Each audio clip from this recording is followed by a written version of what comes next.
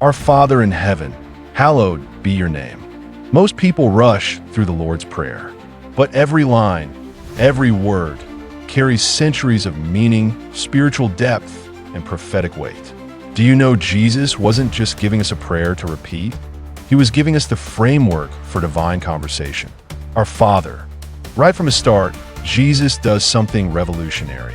He says, "Our Father," not "my Father," not "the Father," but "our Father." This instantly draws a line between isolation and spiritual community. Jesus invites us to come before God, not as individuals crying out in the dark, but as a family. And here's the part that would have shocked his original Jewish audience: calling God Father. The Hebrew scriptures mostly referred to God in majestic, sovereign terms: Elohim, El Shaddai, Yahweh. But Father Abba, that was intimate, personal. It meant access. It meant relationship. In Aramaic, Abba is like saying dad or papa. It's raw, tender, and loving. Jesus is teaching us that before you ask for anything, you need to recognize who you're talking to. You're not begging a distant God. You're coming home to your Father.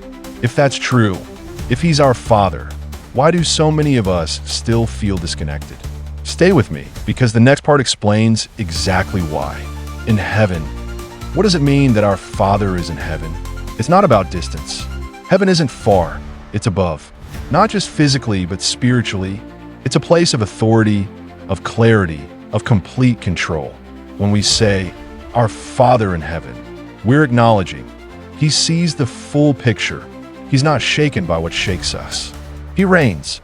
Heaven is the control room of the universe, and your Father is sitting on the throne. This isn't to make you feel small. It's to make you feel safe, because your Father isn't scrambling to fix your problems. He's already ahead of them. When you pray, you're not reminding God of your chaos. You're reminding your soul of His order. Hallowed be your name. Now we come to a word that's lost its punch in modern language: hallowed.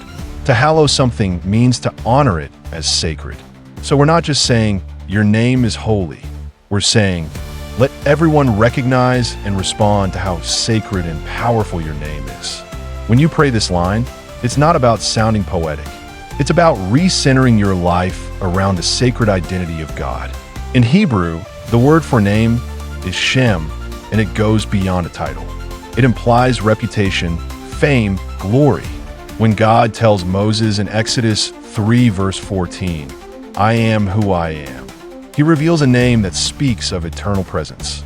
When you say, "Hallowed be your name," you're honoring the I am, the one who is, and always will be. This line is not just praise, it's a battle cry. We live in a culture that dishonors God's name daily. From profanity to false teachings to apathy, His name is constantly being diminished. But when you say, "Hallowed be your name," you're joining a heavenly resistance. You're saying, "Let your name be lifted up again, starting with my life." This is spiritual rebellion against the kingdom of darkness. So next time you begin to pray, don't rush. Pause. Let the truth sink in. You're speaking to your Father. He sits in heaven with full authority. His name is unlike any other name. Start your prayer with awe. Start it with surrender. Start it by remembering. He's not just listening. He's inviting you deeper. Your kingdom come. Your will be done on earth as it is in heaven. We've honored the name of God. We've stepped into His presence. But now we enter warfare. Your kingdom come. This is a prayer of surrender and rebellion at the same time. Surrender to God's rule.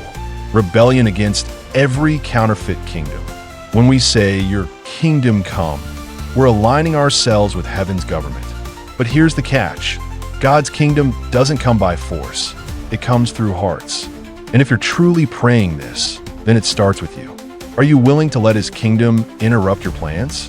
We all want His power, but are we ready for His rule? Your will be done. This is where it gets personal. You're not just asking for His will to be done in the world. You're inviting it into your heart. Let's be honest. We all have a will. We have dreams, desires, and decisions we've already made. But praying, "Your will be done," means laying it all down. It's a dangerous prayer because it means He might say no, He might reroute you, He might break something you've built. But here's the promise. God's will is always better, even when it's harder. Think about Jesus in Gethsemane. He prayed this exact prayer before going to the cross.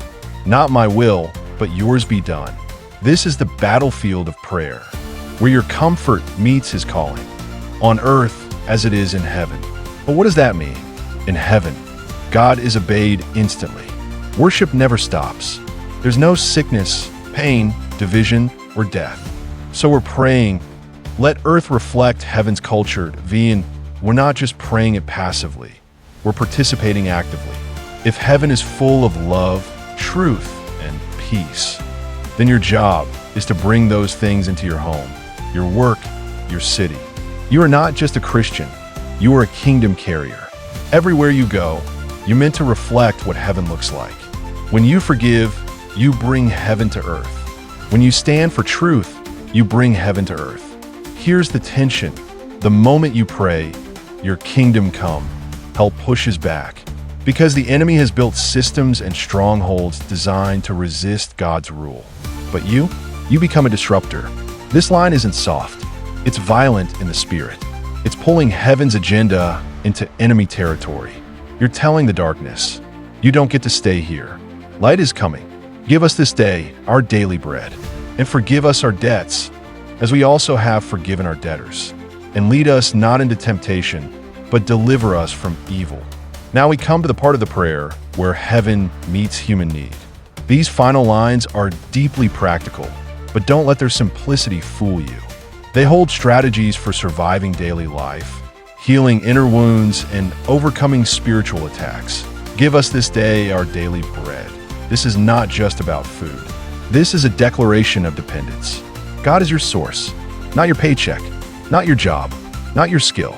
Just like the Israelites received manna daily in the wilderness, Jesus is reminding us that our needs must be brought to God daily. And notice the timing. Give us this day. He doesn't say this week or this year. Why? Because God wants relationship, not transactions. He wants you to come back tomorrow. This is the antidote to anxiety. It's saying, God, I trust you to provide today, and I'll trust you again tomorrow. And forgive us our debts.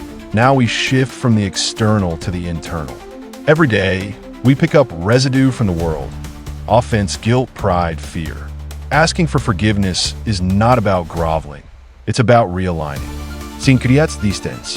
Forgiveness closes it. But this line carries a built-in condition, as we also have forgiven our debtors. Jesus ties your freedom to your willingness to forgive others. This is hard, but powerful. Forgiveness isn't forgetting. It's releasing. It's saying, you don't owe me anymore. I'm letting God handle this. When you forgive, you cut the cord that ties you to bitterness, and you create space for healing to begin. And lead us not into temptation. This doesn't mean God is the tempter.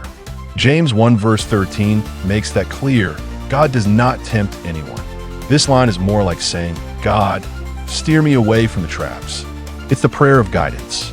It's asking God to be your GPS, to reroute you before you make that dumb decision. Click that wrong link, text that wrong person, speak that sharp word. You're admitting, I'm weak without you. So lead me, but deliver us from evil. Now we confront the enemy head on. The word evil here can also mean the evil one. This is a rescue prayer. You're asking God to deliver you from spiritual attacks, invisible traps, emotional breakdowns, generational curses, and demonic oppression. This prayer isn't passive, it's armor. Each line strengthens you. Don't just memorize the Lord's Prayer. Live it. It's more than a model. It's a movement. It turns casual Christians into kingdom warriors. If this helped you, don't forget to share it, teach it, and most of all, pray it like you mean it.